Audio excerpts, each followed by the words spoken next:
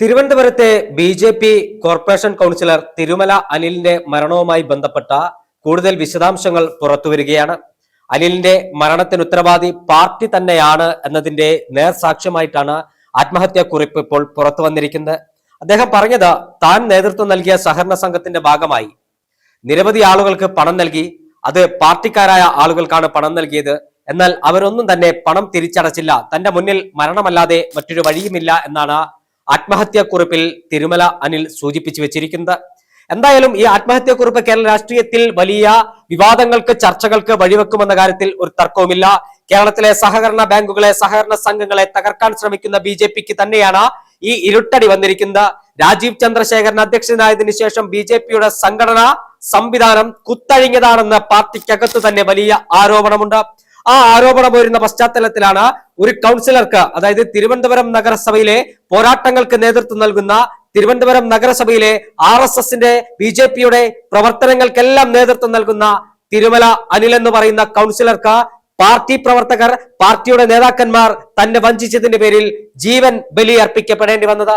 ഒരു മുഴം കയറിൽ അദ്ദേഹം ജീവൻ അവസാനിപ്പിക്കുമ്പോൾ, അല്ലെങ്കിൽ ഒരു മുഴം കയറിൽ അദ്ദേഹത്തിന്റെ ജീവിതം നിർത്തുമ്പോൾ അദ്ദേഹം വലിയ പ്രതീക്ഷയോടെ കൂടിയായിരുന്നു തന്റെ പാർട്ടിയെ നോക്കിക്കണ്ടത്. താൻ ഇത്രകാലം മനസ്സിന്റെ അകത്തളങ്ങളിൽ കൊണ്ടു നടന്ന പാർട്ടി തന്നെ ഒന്നുമല്ലാതെ ഒരു കറിവേപ്പില പോലെ വലിച്ചെറിഞ്ഞപ്പോഴാണ് അവസാന ആശ്രയമായി തിരുമല അനിലിന് മരണത്തിൽ അഭയം പ്രാപിക്കേണ്ടി വന്നത്. ഇത് കേവലം ഒരു അനിലിന്റെ മാത്രം വിഷയമല്ല. ബി.ജെ.പിയിലെ പല ആളുകൾക്കും ഇത്തരത്തിലുള്ള അനുഭവമുണ്ട് രാജീവ് ചന്ദ്രശേഖർ അധ്യക്ഷനായതിനു ശേഷമെന്നാണ് പാർട്ടിയിലെ നേതാക്കന്മാർ തന്നെ പറഞ്ഞു വെക്കുന്നത്. ഇന്നലെ കഴിഞ്ഞ ദിവസം ഈ തിരുമല അനിലിന്റെ ആത്മഹത്യയുമായി ബന്ധപ്പെട്ട മാധ്യമപ്രവർത്തകർ ബി.ജെ.പി. സംസ്ഥാന അധ്യക്ഷൻ രാജീവ് ചന്ദ്രശേഖരനോട് ചില ചോദ്യങ്ങൾ ചോദിച്ചിരുന്നു. ധിക്കാരപരമായി അദ്ദേഹം പെരുമാറുന്നത് നമ്മൾ കണ്ടു. കേരളത്തിലെ മാധ്യമപ്രവർത്തകരോട് ഇത്രയും ധിക്കാരപരമായി, സംസ്കാരമില്ലാതെ പെരുമാറാൻ ആരാണ് രാജീവ് ചന്ദ്രശേഖരന് അനുമതി കൊടുത്തത്? രാജീവ് ചന്ദ്രശേഖരനെ കണ്ടാൽ മുട്ടിലെഴുയുന്ന മാധ്യമപ്രവർത്തകരെ അദ്ദേഹം കണ്ടിട്ടുണ്ടാകും. പക്ഷേ എല്ലാവരെയും ആ ഗണത്തിൽ അദ്ദേഹം കൂട്ടരുത്. തന്റെ ഇടമുള്ള ആത്മാഭിമാനം ഒരുത്തന്റെയും മുന്നിൽ പണയം വെക്കാത്ത മാധ്യമപ്രവർത്തകരാണ് കേരളത്തിലുള്ളത്. മിസ്റ്റർ രാജീവ് ചന്ദ്രശേഖർ, താങ്കൾ ഓർക്കണം, മുഖ്യമന്ത്രി പിണറായി വിജയൻ കടക്ക് പുറത്ത് എന്ന് മാധ്യമപ്രവർത്തകർ പറഞ്ഞപ്പോൾ ആ മുഖ്യമന്ത്രിയുടെ മുഖത്ത് നോക്കി കടക്ക് പുറത്ത് എന്ന് താങ്കൾ പറയുമ്പോൾ, കടക്ക് പുറത്ത് അല്ലെങ്കിൽ പുറത്തേക്ക് പോകാൻ താങ്കളുടെ വീട്ടിലേക്ക് അല്ല വന്നത് എന്ന് പറഞ്ഞ ആത്മാഭിമാനമുള്ള മാധ്യമപ്രവർത്തകരുള്ള നാടാണ് കേരളം. അവിടെയും ചില തൊഴുത്തിൽ കുത്തികൾ ഉണ്ടായിരുന്നു എന്നൊരു യാഥാർത്ഥ്യമാണ്. ആ തൊഴുത്തിൽ കുത്തികളുടെ സ്ഥാപനത്തിന്റെ പേരൊന്നും ഞാൻ ഇവിടെ പറയുന്നില്ല. അത്തരം മാധ്യമപ്രവർത്തകരുണ്ട്. നേതാക്കന്മാരെ കണ്ടാൽ വിനീത വിധേയരായി പഞ്ചപുച്ഛമടക്കി നിൽക്കുന്ന ചില മാധ്യമപ്രവർത്തകരുണ്ട്. പക്ഷേ എല്ലാ മാധ്യമപ്രവർത്തകരെയും ആ ഗണത്തിൽ രാജീവ് ചന്ദ്രശേഖർ കൂട്ടണ്ട. സ്വന്തം പാർട്ടിയിലെ ഒരു പ്രാദേശിക നേതാവ്, സ്വന്തം പാർട്ടിക്കാർ കാരണം ആത്മഹത്യയിൽ അഭയം പ്രാപിച്ചിട്ട് ആ പാർട്ടി പ്രവർത്തകന് നീതി ലഭ്യമാക്കി കൊടുക്കാൻ കഴിയാത്ത താങ്കളാണോ കേരളം പിടിക്കാൻ നടക്കുന്നത്? ഒരു കോർപ്പറേഷനിൽ പ്രതിപക്ഷ നേതൃസ്ഥാനത്ത് എത്തിയപ്പോൾ ബി.ജെ.പി. ഇങ്ങനെയാണ് അഴിമതിയുടെ കൂത്തരങ്ങാക്കി മാറ്റുകയാണെങ്കിൽ എങ്ങനെയായിരിക്കും 2 നിയമസഭാ മണ്ഡലത്തിൽ അവർക്കെങ്ങാൻ ജയിച്ചു കയറാൻ കഴിഞ്ഞെങ്കിൽ?